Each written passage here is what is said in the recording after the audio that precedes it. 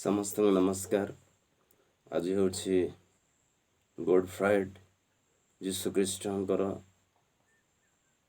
क्रूसीय मृत्युभोग दिवस। तेबे ईश्वर मानव जाति को प्रेम करी कि प्रकार योजना कले आ मानव जाति को उद्धार कले से उपलक्षे नहीं जीशु ख्रीष्टर मुख निर्गत केतोटी वाक्य अंश आम अध्ययन करवा।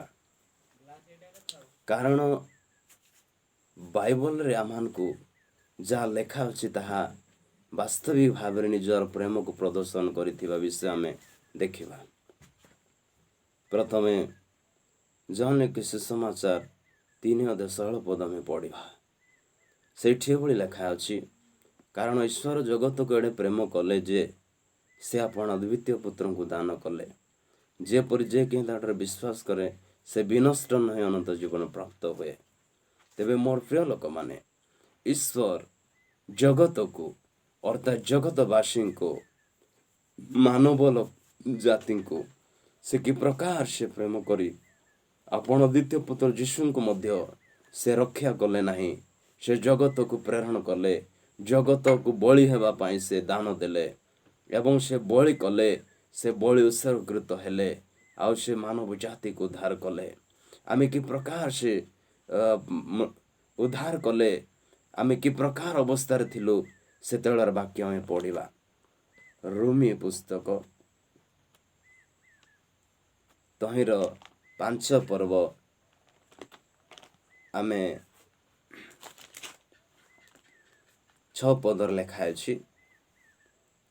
कारण आमे माने निरुपाय थिलु सेते बेले एवं अधार्मिक थिलु सेते बेले एवं पापी थिलु सेते बेले पुणी शत्रुता थिलु तांकर सहित सेते बेले सामान को तांको सहित मिलन करिबा पाए ईश्वर योजना करे तांकर द्वितीय पुत्र जीशु को जगत रे प्रेरण कले। से मानव रूप नहीं धारण कले, से मानव रूप नहीं आसिले, से मानव जाति को उद्धार करबा पाए से निज को शून्य करी निज को न तो नम्र करी से शत्रुस्थ समर्पित हेले एवं क्रूसीय जंत्रणा से कष्ट जंत्रणा भोगी से क्रूसीय मृत्यु पर्यंत आपण पितांकर आज्ञा बहे से निज को शून्य कले। एथिपाई ईश्वर तांको समस्त नाम अपेक्षा उत्कृष्टतर नाम तांको देले। एथिपाई तांको नाम रे प्रत्येक आंटू प्रत्येक जिभा खोलिबो, तांको नाम रे नत हेबो समस्त शक्ति।